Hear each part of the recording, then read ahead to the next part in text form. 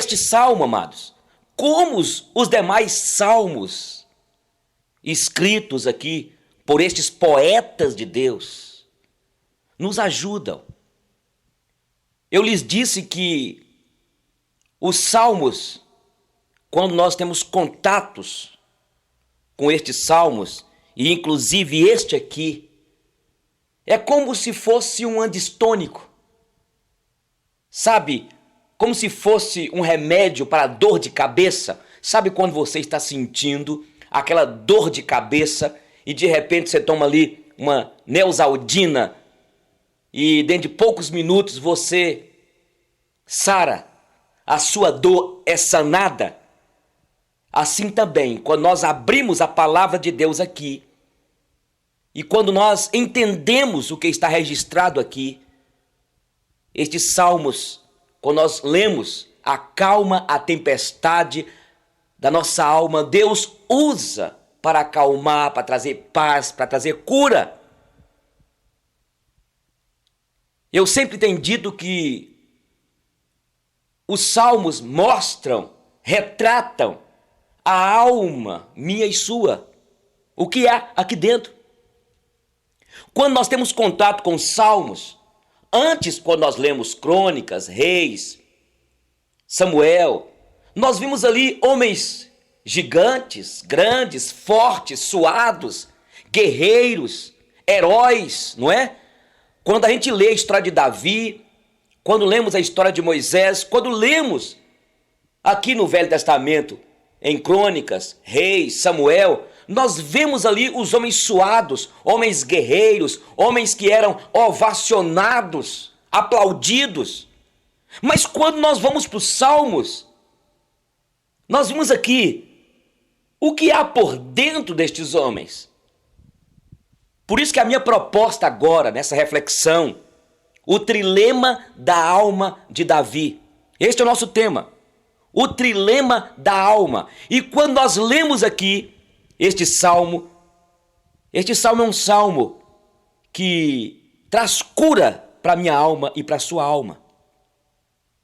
Aqui Davi, a sua alma estava sendo solapada por 3 níveis diferentes de perturbações. E quando nós vemos aqui, é um salmo de imenso significado universal. Ele aplica aos mais variados tipos de dramas, de vicissitudes e de problemas que atingem homens, atinge a mim, atinge a você. Então aqui, este salmo, o propósito é que você seja curado, curada em nome de Jesus. Esta é a nossa reflexão, o trilema da alma de Davi. E nós iremos ver então o trilema da alma deste homem, não é o dilema, é o trilema. Os dramas que este homem enfrentou. Como que este homem viveu. Nós vimos na Bíblia, nas Escrituras Sagradas, em diferentes pontos, vimos porções alusivas a homens como Jonas, como Jeremias, como Moisés, que enfrentaram problemas, mas foram vitoriosos em nome de Jesus. Foram vitoriosos. Este é um salmo tão pequeno, irmãos, tão pequeno, e ele provoca impressões tão fortes. E o propósito é que você seja abençoado. O trilema de Davi, que nos mostra que este Salmo 31 é o seguinte: primeiramente, ele estava sendo perseguido. Olha para você ver se você acompanhou aí o Salmo 31. Olha você ver, observe como que isso aqui está claro, está óbvio. Aqui no versículo 1, a parte B, olha o que ele diz: livra-me, livra-me. No versículo 2 ele diz: livra-me depressa. Ele roga. Olha o que ele diz: sê o meu castelo forte. Deus, seja o meu castelo forte. Mas ele diz aqui ainda: ser a minha cidadela fortíssima. No versículo 3, olha para você que coisa maravilhosa, gente. No versículo 3, Davi diz: tu és a minha rocha e a minha fortaleza. No versículo 4, olha o que ele diz. Aqui ele diz: tirar-me-ás do laço que as ocultas me amarram. No versículo 8, ele acrescenta: não me entregaste nas mãos do inimigo. No versículo 11, ele diz: tornei-me opróbrio para todos os meus adversários. No versículo 13, olha o versículo 13. Todos estão conspirando contra mim. Então veja como este homem de Deus, este gigante de Deus, Davi, veja como ele se encontrava claramente sob a opressão de inimigos e vivendo num contexto de conspiração. Por isso dizia: Deus, sê o meu castelo, sê o meu refúgio, cidadela, abrigo. Protege-me, Senhor. Enlaçaram-me os pés, livra-me. Há inimigos, Senhor, assediando-me, oprimindo-me, perturbando-me. Tem misericórdia, Senhor. Toda perseguição é angustiante e estressante. Aqui no versículo 11, Davi diz que suas angústias eram imensas, a ponto de serem transparentes, notadas por todos. Então, ainda nessa introdução, o sofrimento aqui, Davi sofrendo a perseguição, a pergunta que eu quero te fazer, meu irmão, minha irmã: como está você? Como está a tua alma? Será que você não está vivendo igual Davi estava vivendo aqui, perseguido, sofrendo perseguição? Este era então o primeiro problema deste gigante de Deus, deste homem de Deus, deste adorador do Senhor. Perseguição de inimigos, adversários, pessoas que se opunham à sua vida, ao seu andar radicalmente apaixonado. Este então é o primeiro drama de Davi. Ele estava sofrendo perseguição, agora ele está sofrendo rejeição. Em segundo lugar, ele estava sendo e se sentindo rejeitado. O que a gente vê aqui claramente no contexto de todo o Salmo é isso. Aqui no versículo 11 ele diz que a sua vida se tornara espanto para todos os seus vizinhos. Quando pela manhã saía de casa, as pessoas abriam a boca para exclamação de espanto. Quem sabe ao sair alguém dizia: olha, bicho, olha lá, vejam, é Davi, é ele que vem lá. Será que não está acontecendo isso contigo? Você sai na rua, você chega na empresa, você chega na casa da sua sogra e você é rejeitado, você é rejeitada. Esse era o segundo problema de Davi, a rejeição. No versículo 11 ele diz que era horror para os seus conhecidos. Estes ficavam apavorados quando se confrontavam com ele. Ainda no versículo 11, ele diz que na rua, quando viam, fugiam da mesma maneira compulsiva como os que devem fugir daqueles que estão devendo dos credores. As pessoas fugiam. Quem sabe você está enfrentando isso, minha querida? As pessoas fogem de você, te rejeita, te despreza. Eu sei que eu estou falando com pessoas. Você que está me ouvindo na sua casa, no seu carro, você que está aí no seu escritório, você que clicou aqui no YouTube para nos ouvir. Quem sabe você está sendo rejeitado, rejeitada como Davi. Aqui no versículo 12, olha para você ver. Ele diz que estava sendo esquecido no coração de todos os homens. Como se ele estivesse morto. No versículo 12, a parte B, ele diz do desalento, declara que se sente como vaso quebrado. Olha para você ver, gente. Será que você não está sentindo assim?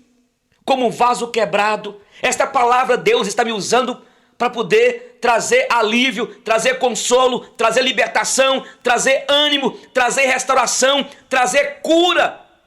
Este é o propósito dos salmos.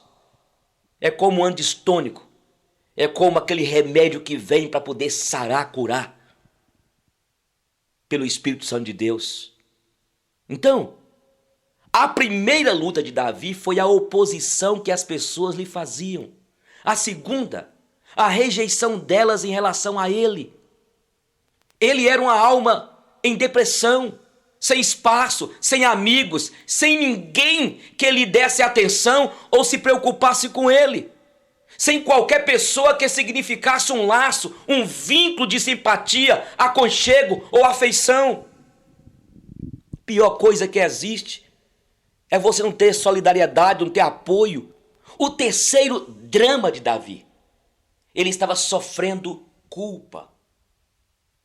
Em primeiro lugar, ele estava sofrendo perseguição, sofrendo rejeição. Agora, eu quero dizer, o terceiro problema dele, de Davi, esse herói de Deus, adorador de Deus, era herói, era adorador, era grande, era guerreiro, suado, mas era como eu e você, gente, semelhante a mim e a você.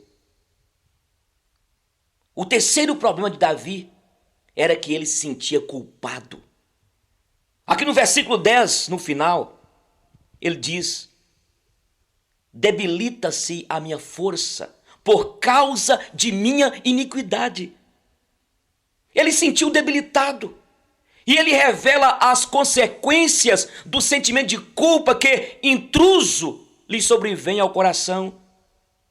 No versículo 9, ele diz aqui, olha, ele diz que se sente atribulado, aflito, como uma alma perdida, ou com a alma perdida, com a alma em tropel, num bulício tremendo. E no versículo 10, a parte A, ele declara sentir a alma e ossos inteiramente consumidos, as forças debilitadas. Quem sabe eu estou falando com você, minha amada, meu querido. Você está aí sentindo debilitado, frágil, fraco. Então, perseguição, rejeição e culpa em sua vida. Nós estamos refletindo sobre esse tema, o trilema de Davi. O trilema de Davi. Esses eram então os três dramas que iam rapidamente esvaindo a pujança de Davi: perseguição, rejeição e culpa. Sei que perfeitamente que esse trilema acontece a muitas pessoas e quem sabe você. Quem sabe você está vivendo isso. E talvez é na tua casa, é na tua família. Você está aí sendo rejeitado. Você tem os seus inimigos. Aí na prefeitura, aí no banco, aí nessa empresa. E eu quero que você medite para chegarmos no final, nós orarmos para que Deus te cure, para que o Senhor te mostre o caminho. À nossa volta, há sempre pessoas perseguidas. E quem sabe, nós mesmos. Talvez é você, amado. Talvez é você, querida. Um patrão machista, um homem arbitrário. Quem sabe esse marido aí, seu déspota. Talvez é a sua sogra. Filhos ingratos, filhas ingratas. Talvez você tenha sido cobrado. Talvez uma mãe que tem as manias de perseguição. Sabe aquelas pessoas que têm opiniões contrárias e as têm para perseguir? Sabe quando você vai falar alguma coisa e aquela pessoa te rebate, não porque discorda de você, porque tudo que você faz, é contra? Tem gente assim, sabia? Quantas pessoas sendo oprimidas, exprimidas, pressionadas, afligidas e difamadas por inimigos, por malquerenças, tantas vezes gratuitas.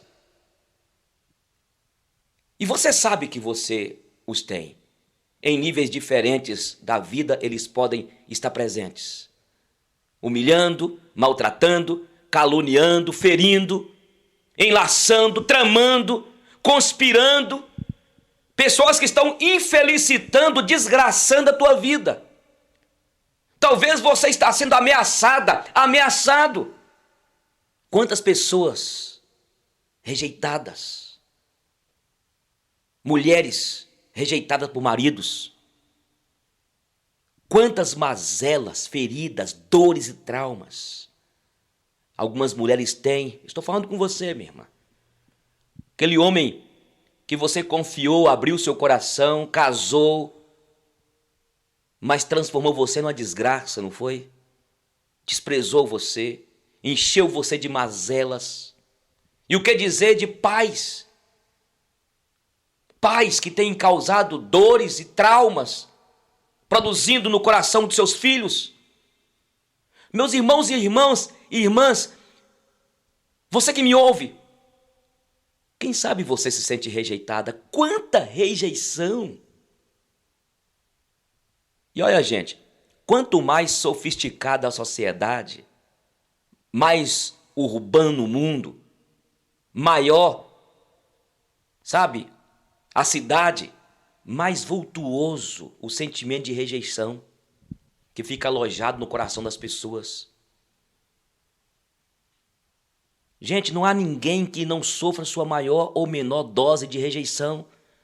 Todos têm suas marcas nesta área, ora causadas pelo pai ou pela mãe, pelo cônjuge, a família como um todo, os parentes, os vizinhos, os amigos, o namorado, a namorada, o professor que persegue. Nós vivemos num mundo onde as pessoas valem o que pesam. As pessoas hoje querem ter para ser. E até mesmo nós olhamos para as pessoas que não são aparentemente atrativas ou atraentes.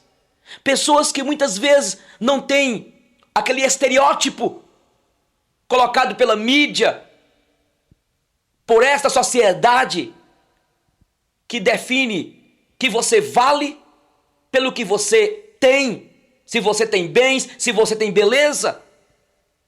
E quantas pessoas, até mesmo dentro das nossas igrejas, que não têm carinho, amor, valor, porque até mesmo na liderança, até mesmo na igreja, as pessoas que são valorizadas e são rejeitadas. Quantas vezes adotamos este comportamento? Quantas vezes pisamos, humilhamos, fazemos sofrer alguém? Quer ter oportunidade, quer crescer, mas esta é a sociedade. E quem sabe você que está me ouvindo, você está aí fechado, cheio de traumas. Você é criticado na sua escola, você é criticado lá no seu trabalho, porque você aparentemente não tem nada para oferecer para esta sociedade que já colocou um padrão. Quem é o ser humano? E você tem que entender que você tem um grande valor diante de Deus, e Deus te ama e tem um propósito na sua vida. A quantidade de moças desprezadas, a quantidade de mulheres rejeitadas, porque a sociedade nossa é uma sociedade que você é valorizado, valorizada, eu volto a dizer, pelo que você tem. Pelo que você tem. E é uma sociedade corrompida pelo pecado. Sempre foi assim, é assim. Por isso que a igreja, a comunidade, é um lugar que deve ser de acolher, de valorizar, de aceitar, de inserir. Mas eu volto a dizer que até mesmo dentro das comunidades, nós rejeitamos. Queremos olhar para as pessoas, valorizamos as pessoas pela aparência. Mas louvado seja Deus, porque a Bíblia diz que Deus não vê o exterior, a aparência. Deus vê o coração, Deus vê o caráter, é a intimidade, é a vida. E eu quero dizer para você que está me ouvindo neste momento, você que clicou aqui, Deus te ama. e Ele te acolhe. Você que está sentindo rejeitado, rejeitada, perseguida. Vamos ver. Nós estamos ministrando sobre o trilema da alma de Davi, o trilema de Davi. Vamos ver como que Davi conseguiu solucionar e como nós conseguiremos solucionar a perseguição, a rejeição e a culpa. O trilema de Davi foi resolvido da seguinte maneira, gente. Em primeiro lugar, com um apelo humilde a Deus. É maravilhoso aqui, gente. É maravilhoso, amados. O versículo 1. Ele diz aqui, olha. Ele faz um apelo ao Senhor. Ele busca o Senhor. Ele diz que ele confiou. Ele não confiou na sua própria persuasão, na sua capacidade, mas na justiça de Deus.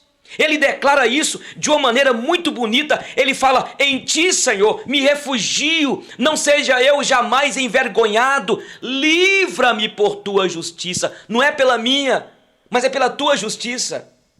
Deus está me usando para dizer para você agora, para que você busque ao Senhor, se entregue a Ele e peça o livramento dEle, porque Ele é o refúgio e Ele não envergonha ninguém, Ele acolhe. Em primeiro lugar, Davi resolveu o seu trilema assim.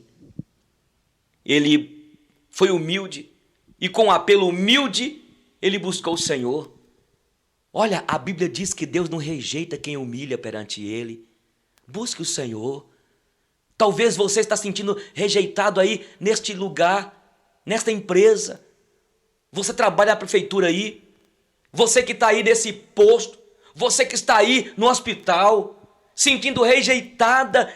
Eu não sei qual é a sua rejeição, qual é a perseguição, qual é o problema que você está vivendo aí, dessa culpa. Mas seja humilde.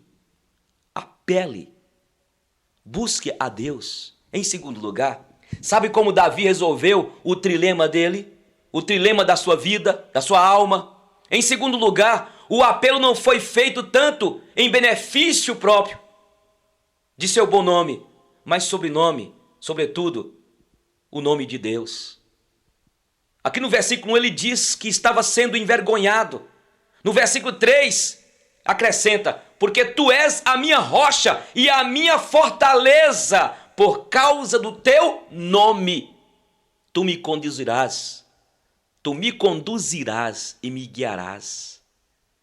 Era principalmente pelo nome de Deus que estava sobre a sua vida que ele queria ficar liberto das perseguições, da rejeição terrível, do pecado que se alojara nele. Ele era servo de Deus e, como tal, não desejava que as pessoas o vissem tão baqueado, humilhado, vexado, rebaixado, pisado, humilhado. Não propriamente por causa de si mesmo. Eu volto a repetir isso aqui, mas por causa de Deus, que estava sobre ele e cujo nome representava. Que maravilha! Deus agrada disso. Você falar: Deus, olha, eu te peço isso porque é o teu nome, porque tu és um Deus grande. E para que as pessoas saibam quem és tu. Para que as pessoas saibam do teu caráter, Deus. Entendeu? Davi resolveu o trilema dele em terceiro lugar. O apelo que ele faz. O apelo não se explicava por ser ele inocente, mas porque era redimido. Olha o versículo aqui, 5. Nas tuas mãos entrego o meu espírito, tu me remiste, Senhor. Não por eu ser inocente, te peço isso. Não por justificar algum mérito que eu tenha. Não porque eu tenha algum crédito diante de ti, mas porque pelo teu sangue sou um redimido. É isso que ele queria dizer. Nas tuas mãos entrego o meu espírito, tu me remiste, Senhor. Foi o Senhor que nos remiu. Você está entendendo o que eu estou falando? Em quarto lugar, ele resolve o trilema da sua vida, da sua alma. Ele diz: não é por minha justiça, mas pela fé. A sua justiça era a fé. Veja o versículo 6 aqui. Aborreces os que adoram ídolos vãos. Eu, porém, confio no Senhor. Essa oração humilde, esse apelo, coloca tudo na justiça de Deus, na sua graça, na sua misericórdia, na justificação que dele vem, na fé. Pois Deus não apenas resolve o problema de culpa, também de quem é culpado, ele tem compaixão. As iniquidades são lavadas e perdoadas. Não é por minha justiça, por sua justiça. Clame a Ele. Clame pela misericórdia. Apele a Ele. Em quinto lugar, Davi resolveu o seu trilema. Davi fez uma total entrega a Deus. Veja aqui como que isso é forte. No versículo 14 e 15, ele entrega a sua vida e seu futuro incondicionalmente ao Senhor. Olha o que ele diz aqui. Quanto a mim, confio em ti, Senhor. Eu disse, tu és o meu Deus. Nas tuas mãos estão os meus dias. Livra-me das mãos dos meus inimigos e dos meus perseguidores. Então pense nisso, irmão. Você gostaria de hoje entregar incondicionalmente sua vida e seu futuro a Deus? Perseguido ou não perseguido, com libertação, com liberdade ou reprimido, depositando tudo diante do Senhor, decidido a buscá-lo, sabe, sem pestanejar, mas entregar. Decida isso. Davi fez também uma entrega incondicional na seguinte área. Ele creu que Deus tem um compromisso com a ação e com a misericórdia em favor dos que o invocam. Por isso ele afirmou aqui, olha, ele fala aqui que ele ia assumir incondicionalmente, é o que ele fala aqui, ele entendeu que Deus tem um compromisso com a misericórdia. Deus tem um trato com aqueles que o invocam. Louvado seja Deus. É isso, irmãos. O versículo 16 a 19 é tremendo, ou são tremendos. Aqui diz, olha, faze resplandecer o teu rosto sobre o teu servo, salva-me por tua misericórdia. Não seja eu envergonhado, Senhor, pois te invoquei, envergonhados sejam os perversos, emudecidos na morte. Emudeçam os lábios mentirosos que falam insolentemente contra o justo, com arrogância e desdém. Como é grande a tua bondade, que reservaste aos que te temem, da qual usas perante os filhos dos homens, para com os que em ti se refugiam. Aleluias. Observem, irmãos, a sagacidade deste poeta, deste adorador, segundo o coração de Deus, Davi. Olha o que ele diz. Não seja envergonhado, Senhor, pois te invoquei. O que ele está dizendo é, agora, Senhor, o assunto é contigo, não é comigo mais. Está contigo, Deus. Eu não sei o que o Senhor vai fazer. Quem sabe o Senhor vai ter misericórdia daquela pessoa. Quem sabe o Senhor vai perdoar. Quem sabe o Senhor vai salvar. Então eu vou entregar a ti. A responsabilidade é tua, Deus. Eu mexi nos teus brios. Eu clamei por ti, Senhor. Vai a casa consentir que as coisas ficam como estão, Deus? Eu supliquei a tua misericórdia. Eu te invoquei, Senhor. É isso que Davi estava dizendo, amados. Que coisa maravilhosa, que coisa espetacular. Davi entendeu que havia uma lei no caráter de Deus. E há, gente. Deus tem, olha, escute, Deus tem um compromisso formado com a misericórdia para agir com compaixão com todos os que o invocam. Ele fez incondicionalmente este compromisso com a misericórdia, com a fidelidade dele. Davi abandonou-se diante do Senhor e disse, eu te invoquei, Deus. Acabou, ponto. Ponto final. A causa agora é tua. Ele fez do Senhor o seu advogado. Davi fez um compromisso incondicional, porque confiou que Deus é capaz de livrar das intrigas dos homens. O versículo 20 aqui diz: no recôndito de tua presença, tu os esconderás das tramas dos homens. Num esconderijo os ocultarás da contenda de línguas. Entende isso aí, meu irmão? Que coisa maravilhosa. Entrega a Deus. Ele é fiel, não porque nós fizemos alguma coisa. Ele é fiel.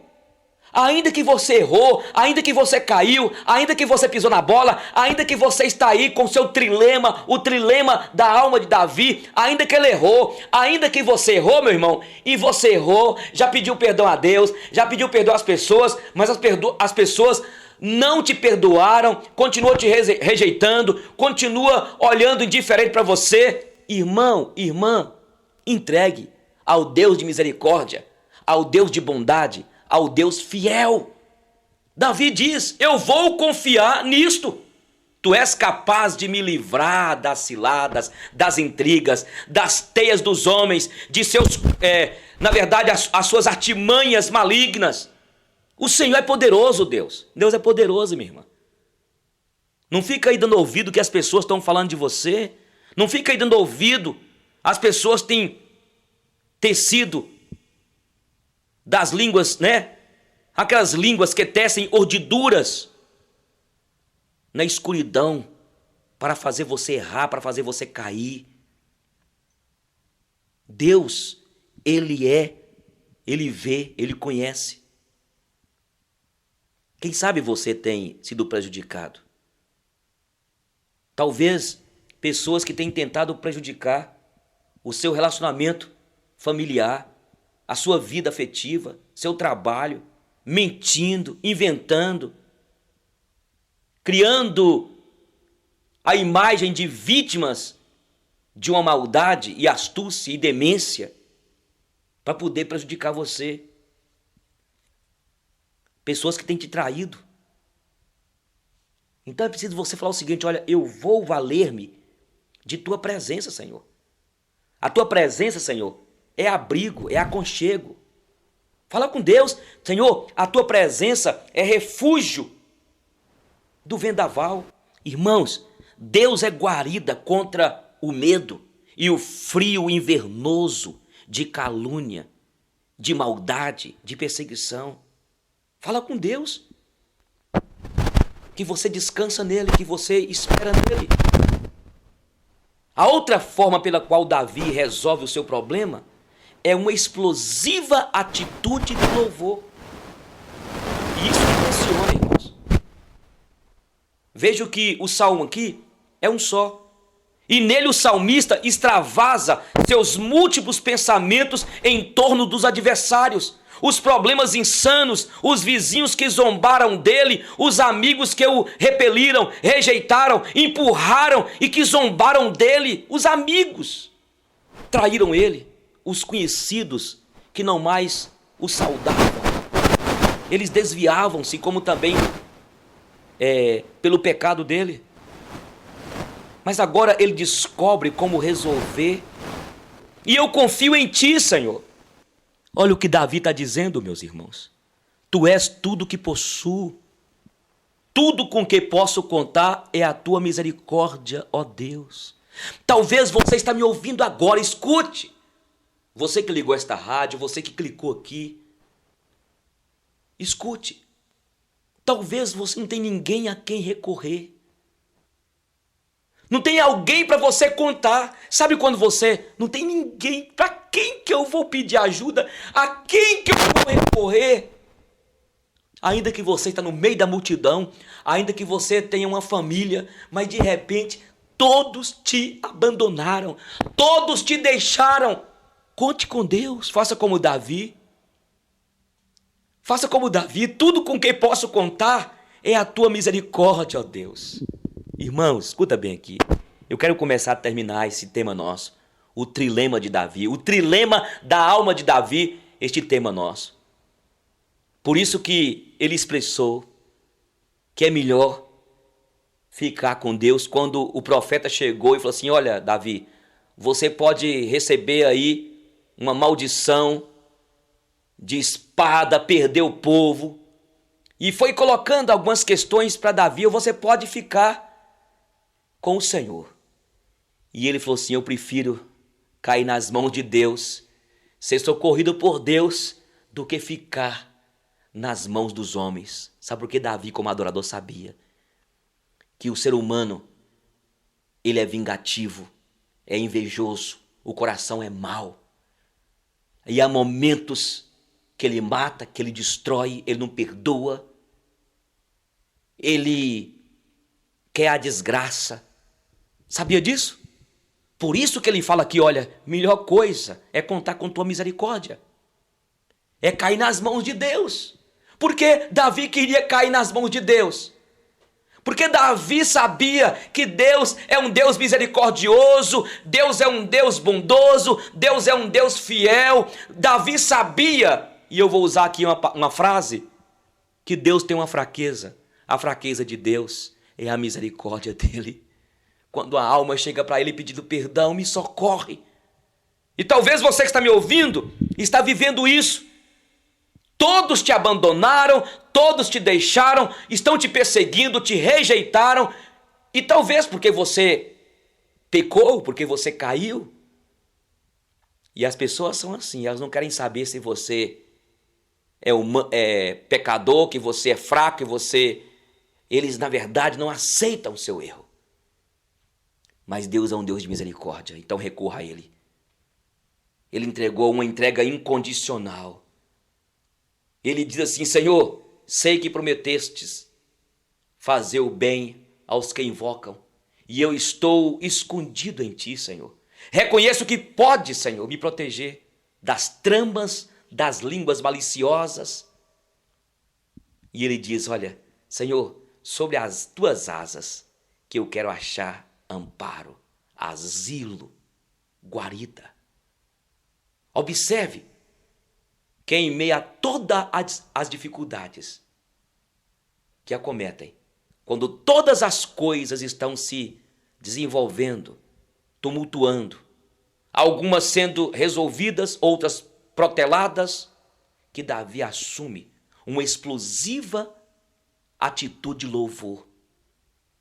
Aqui no versículo 7, esse adorador de Deus, esse poeta de Deus, ele declara que vai se portar diante de Deus com regozijo, coisa maravilhosa, alegria e júbilo.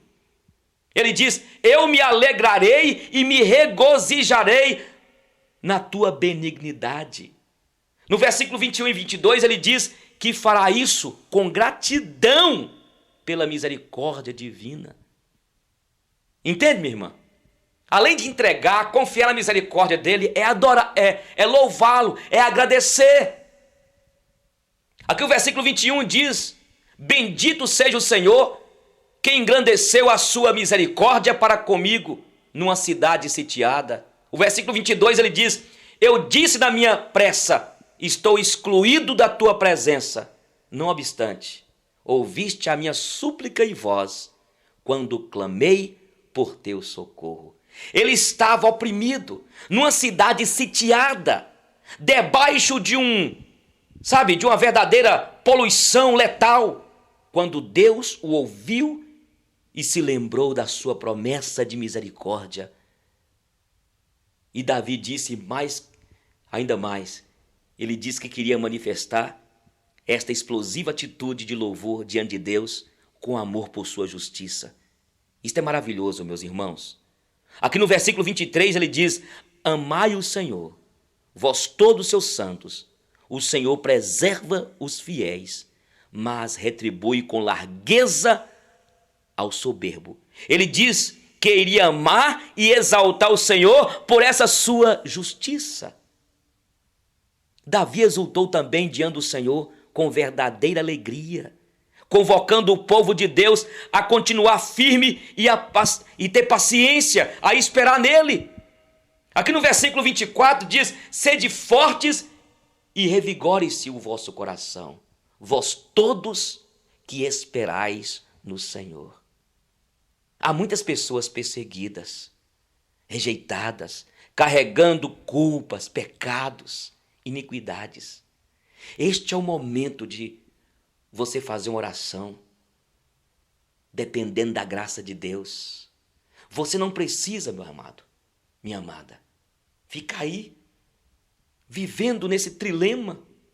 Davi aqui, o trilema da alma de Davi é falar como Davi, humildemente: Senhor, eu confio na tua justiça, na tua justificação.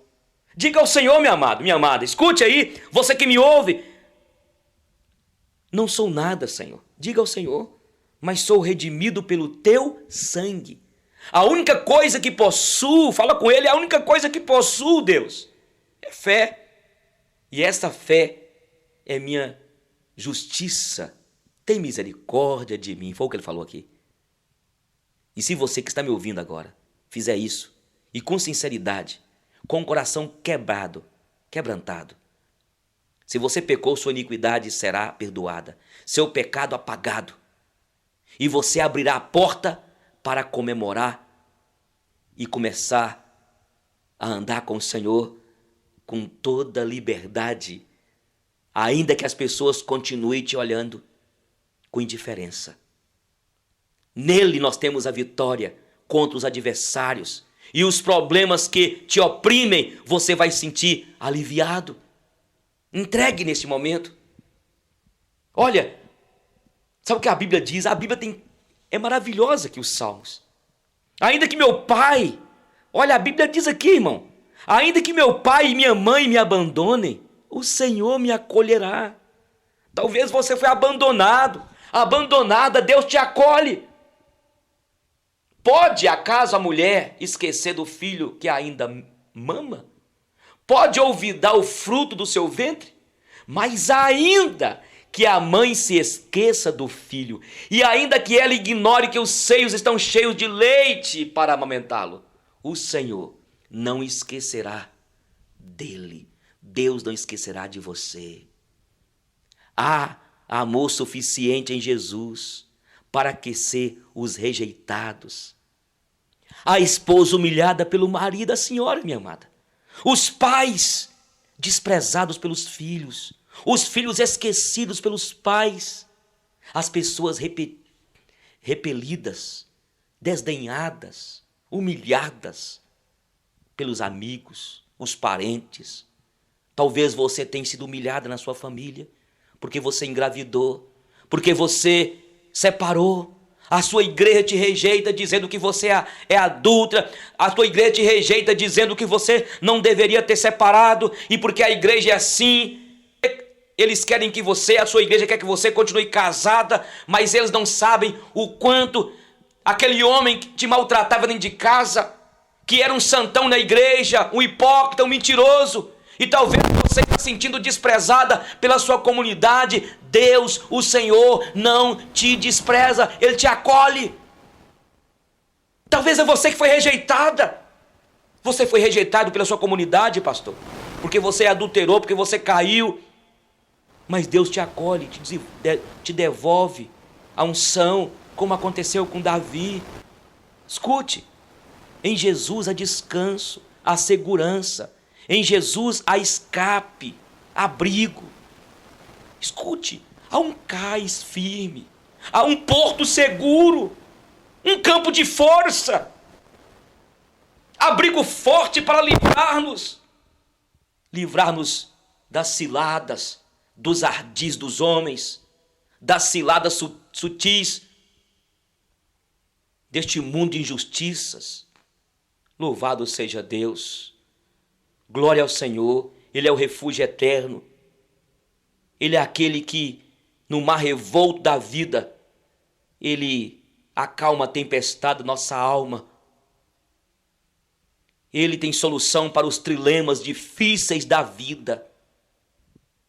Ele acolheu Davi, Ele quer te acolher. Quero orar por você neste momento.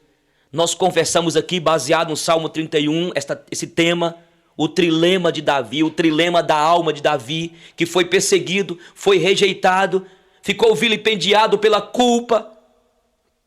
Pai, eu te louvo, eu te adoro, porque tu és bom. Quantas pessoas que me ouviram neste momento, esta mulher, sentindo desprezada porque desprezaram-na, abandonaram-na. Este homem que tem sido rejeitado, não foi compreendido. Esse querido que errou, que pecou, mas ninguém perdoa. Nós queremos dizer, Senhor, como Tu és bom, como Tu és misericordioso, como Tu és um Deus acolhedor. Acolha esta mulher, acolha este homem. Porque nós confiamos no Senhor, é em Ti que nós confiamos. Nós estamos com os nossos olhos fixos no Senhor. Acolha esta mulher que está aí com esse trilema na alma também, que foi rejeitada. Eu declaro agora em nome de Jesus, traga descanso, Senhor, ao coração dessa mulher, tire esta aflição. Ó Espírito Santo, que esta alma agora, nesta alma seja gerada paz, bonança, alivia, Senhor, em nome de Jesus. Acolha esse pedido de misericórdia, de perdão.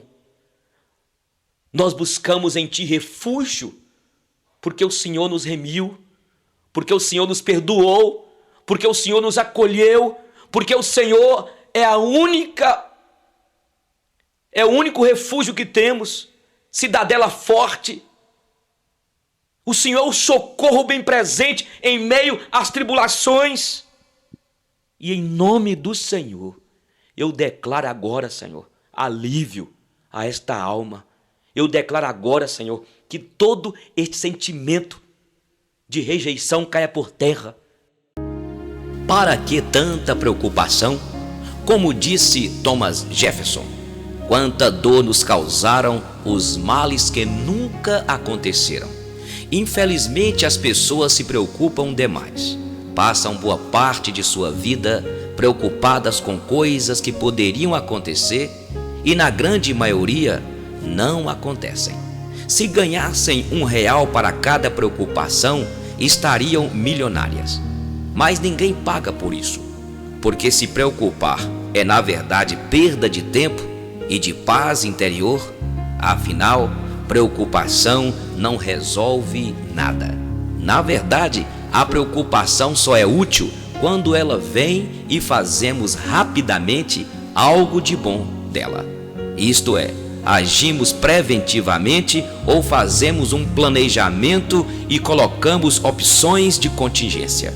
Agora, ficar pensando no futuro, que na maioria das vezes não vai acontecer, é bobagem. Um desperdício de tempo que traz muita ansiedade e estresse. Se algo nos preocupa e não há nada que possamos fazer para resolver, então esta preocupação é descabida. Dessa forma, estamos perdendo tempo com aquilo que não podemos controlar. Não está em nossa zona de influência. Nessa situação, o melhor é deixar para lá e relaxar. A Bíblia Sagrada, em Mateus capítulo 6, o Mestre Jesus nos ensina: porque andeis preocupados e ansiosos com o dia da manhã, basta cada dia o seu próprio mal. Olhai os lírios do campo, olhai as aves dos céus, não tecem, não fiam e não guarda alimento para o dia seguinte. E o Senhor tem cuidado de todos eles. Nem Salomão, em toda a sua glória, se vestiu e teve os cuidados que os pássaros têm e os lírios do campo. Preocupação é ocupar o tempo pensando de maneira antecipada, sem fazer nada de prático com isso. É uma forma dolorosa de passar o tempo, mas sem resultado. Perder sono e viver nesta aflição, para quê? Que desperdício de tempo e energia! A preocupação não nos leva para a ação, mas pode nos levar à depressão. A preocupação nos bloqueia, nos impede de sonhar e nos traz problemas sérios para o nosso organismo, para a nossa pele, para nosso corpo, para a nossa vida. Muita gente não vive o momento presente, não presta atenção no que está fazendo agora, ficam preocupadas com o futuro, mesmo que seja com o minuto seguinte à próxima tarefa. Afligem-se antes que um problema aconteça, e isso não adianta em nada. Sobre o futuro devemos estabelecer metas e fazer planejamentos somente. e confiar em Deus e esperar nele, que ele nos dê graça, saúde para poder conquistar aquilo que projetamos e tanto almejamos e sonhamos. Ao invés de ficar preocupado com o futuro, aprenda a ter esperança, a esperar um futuro melhor, e também acredite mais na sua capacidade de resolver as coisas quando acontecerem. Afinal de contas, o Criador nos fez seres à sua imagem e semelhança. Nos deu a capacidade de sonhar, de tomar decisões e fazer escolhas. Se aparecer alguma preocupação, tome providências. Se não puder tomá-las por algum motivo, é porque é somente coisa de sua cabeça. Largue esses pensamentos. Viva com mais leveza. Se você confiar em Deus, se você acreditar no seu potencial, a vida é boa. Nós que não conseguimos entender a própria vida. Já ouviu o ditado: se não deu certo ainda, é porque ainda não acabou. Ele pode ser muito útil. Tenha fé em Deus. Acredite que as pessoas são usadas por Deus e são colocadas em tua caminhada para te fazer andar mais para frente. Que Deus te abençoe e que este dia seja um dia diferente na sua vida. Alegremo-nos e regozijemo-nos, porque este dia o Senhor fez.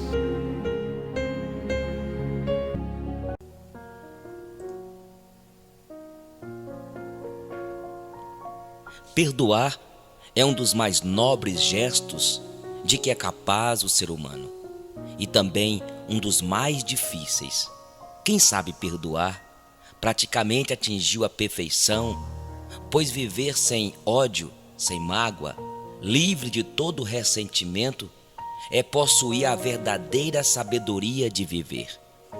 Acima de tudo, quem sabe perdoar compreende de modo pleno uma das maiores necessidades do ser humano: ser perdoado sempre.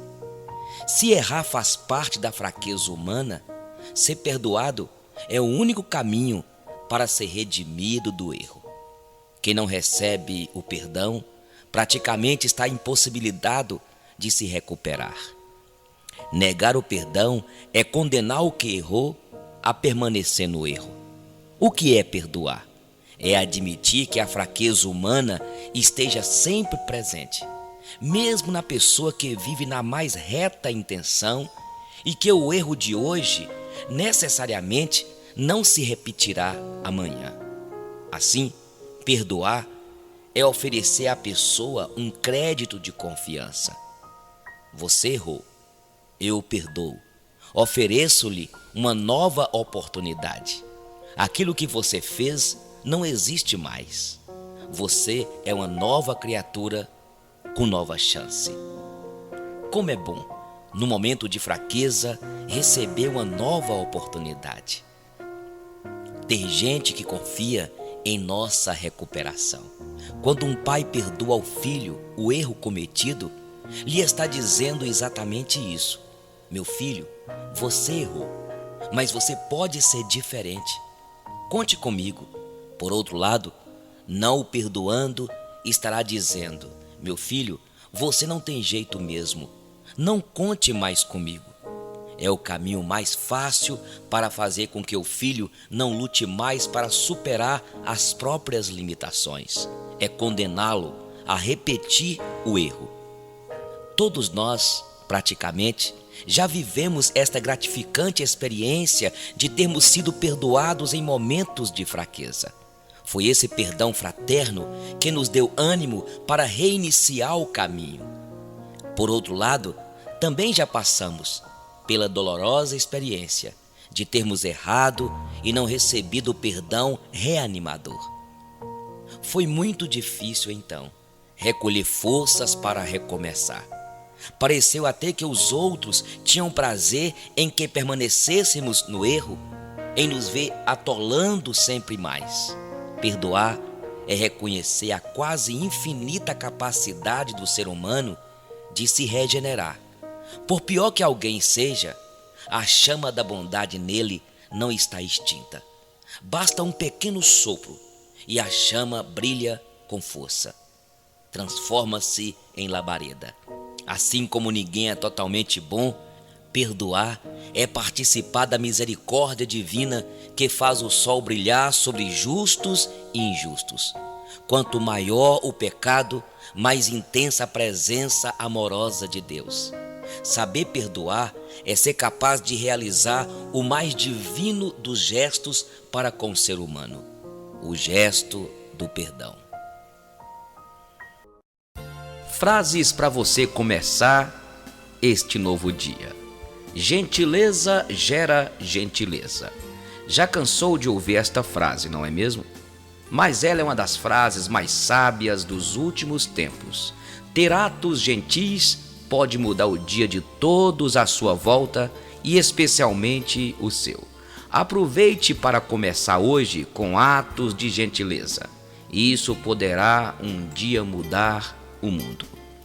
Ajude as pessoas.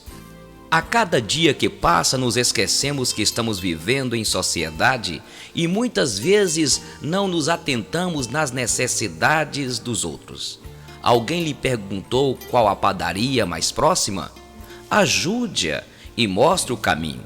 A um novo colega de trabalho, veja se ele precisa de ajuda para se integrar à rotina. A gentileza está nos pequenos atos. Sorria mais. Manter o sorriso no rosto 24 horas por dia é uma tarefa complicada, mas todos os dias existem milhares de possibilidades para fazer com que você mude o semblante e abra um belo sorriso. A felicidade está nas pequenas coisas diárias. Um cachorro fofo passeando pela rua, crianças brincando no parque, alguma arte no muro próximo ao trabalho. Foque nas coisas boas e a gentileza surgirá espontaneamente na sua vida. Dê. Não dói e é de graça. Dar bom dia às pessoas que cruzam seu caminho, além de demonstrar a importância delas em sua rotina, é capaz de transformar o dia de alguém. Um belo sorriso e palavras de afeto te tornam uma pessoa mais gentil, mais alegre e de bem com o mundo. Educação. A gentileza é uma grande aliada da educação. Educação não é somente aquela que aprendemos na escola, mas também aquela que vem dos costumes. Seja gentil com o planeta. Jogue seu lixo na lixeira, utilize meios mais sustentáveis. Este tipo de atitude pode mudar sua postura, lhe dando mais consciência do seu lugar no mundo. Ouça mais. Temos 2 ouvidos e apenas uma boca, certo? Ouça mais o que as pessoas à sua volta têm a dizer.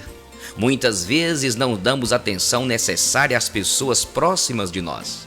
E com isso perdemos com a paciência, cuidado de tato com as palavras. Algumas pessoas só precisam de um bom ouvinte para que consigam se libertar de suas frustrações. Seja esta pessoa. Escute mais aos outros. Muitas vezes não é preciso expressar sua opinião.